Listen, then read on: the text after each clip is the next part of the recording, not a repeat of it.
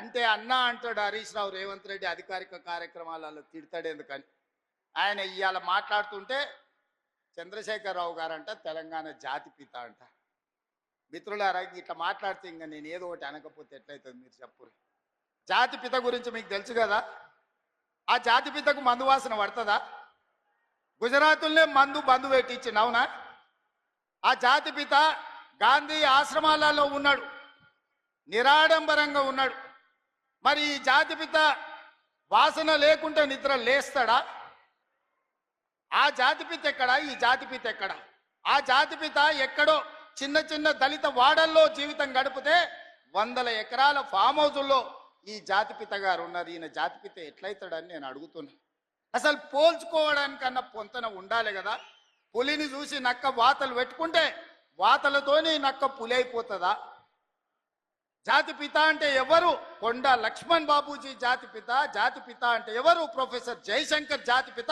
ఏ పదవి లేకుండా సర్వం త్యాగం చేసి ఈ దేశం కోసము, స్వతంత్రం కోసము, తెలంగాణ రాష్ట్రం కోసం సర్వం దారబోసిన కొండ లక్ష్మణ్ బాపూజీనో ప్రొఫెసర్ జయశంకర్ తెలంగాణకు జాతిపిత అవుతాడు తప్పితే నోరు తెరిస్తే అబద్ధాలు చెప్పేటోడు, తెలంగాణ రాష్ట్రాన్ని దోసుకున్నోడు, 100 ఎకరాల ఫామ్ హౌజులు కట్టుకున్నాడు, 1,00,000 కోట్ల రూపాయలు సంపాదించుకున్నాడు, టీవీలు పేపర్లు పెట్టుకొని అబద్ధాలను విషప్రచారం చేసేటోడు తెలంగాణ జాతిపిత ఎట్లయితాడని తాటి చెట్టులాగా పెరిగినాయని నేను అడుగుతున్నా. ఇవాళ నేను ఇక్కడున్న యువకుల్ని కూడా అడుగుతున్నా, ఎవడయా జాతిపిత తెలంగాణకు? తాగుబోతాడు జాతిపిత అవుతాడా? ఏమంటాడయ్యా సీఎం గారు? నేను రైతు బంధు ఇయ్యా, కానీ ఇష్టం వచ్చినట్టు రఫ్గా మాట్లాడతా. నేను రుణమాఫీ చెయ్యా, కానీ బాగా రుబాబుగా మాట్లాడతా. నేను సాగునీరియ్యా, కానీ సోది ముచ్చట్లని చెప్తా. అంటే మా రైతులు ఊకునే విధంగా లేరు, అర్థమైపోయింది వాళ్ళకు కూడా. అట్లనే నేను ఉద్యోగాలు ఇయ్యగాని ఉట్టి మాటలు చెప్తా. నేను జాబ్ క్యాలెండర్ ఇయ్యగాని జోరుగా అబద్ధాలు చెప్తా. అంటే మా విద్యార్థులు ఊరుకునేటట్లు లేరు ఇయ్యాల. అట్లనే నెలకు 2,500 ఇయ్యగాని తులం బంగారం కూడా ఇయ్యగాని ఓన్లీ తుపేల్ మాటలు చెప్పుకుంటా టైం పాస్ చేస్తా. అంటే మా మహిళలు ఇవాళ వినేటట్టు లేరు. ఏం మాట్లాడుతున్నా ఆయన? రెస్పెక్ట్ అంటాడు, స్టేచర్ అంటాడు, క్రెడిట్ అంటాడు, ఏదో అంటాడు, ఏదో అంటాడు. एक बात समझिए साहब, इज्जत को किसी दुकान में खरीद सकते क्या? खरीद सकते इज्जत को किसी दुकान में? రెస్పెక్ట్ అనేది, గౌరవం అనేది మన నడక బట్టి, మన నడత బట్టి, మన మాట తీరు బట్టి, మన పనితీరు బట్టి ఉంటది. అంతేగాని కొనుక్కొద్దామంటే దుకాణంలో రాదు. इज्जत और स्टेचर जो होता है जिंदगी भर काम करके कमाना पड़ता है उसको.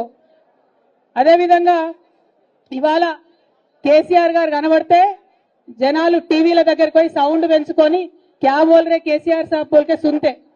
आज ये हमारे सीएम साहब बात कर रहे तो लोग टीवी को म्यूट में डाल के चले जा रहे. इन्हों सेम बकवास बार बार वही बोलते, सुनने का कोई फायदा नहीं है बोल के. అంటే ముఖ్యమంత్రి గారు మాట్లాడితే ముందు సెన్సార్ బోర్డు వాళ్ళ దగ్గరికి పోయి ఏ సర్టిఫికేట్ తీసుకొని వచ్చి వినేటట్టుగా ఆయన స్పీచ్ తయారైన తప్పితే గౌరవప్రదంగా మంచిగా మర్యాదగా చిన్నపిల్లలు వినేటట్టు అయితే ఆయన మాటలు ఉంటలేవు. ఇక ఇట్లాంటిది ఈ గొప్ప మనిషి కేసీఆర్ గారి గురించి మాట్లాడుకుంటా రకరకాలుగా మాట్లాడుతున్నాడు. ఏమంటున్నాడు? స్టేట్ ఫ్యూచర్ అట రేవంత్ రెడ్డి గారట.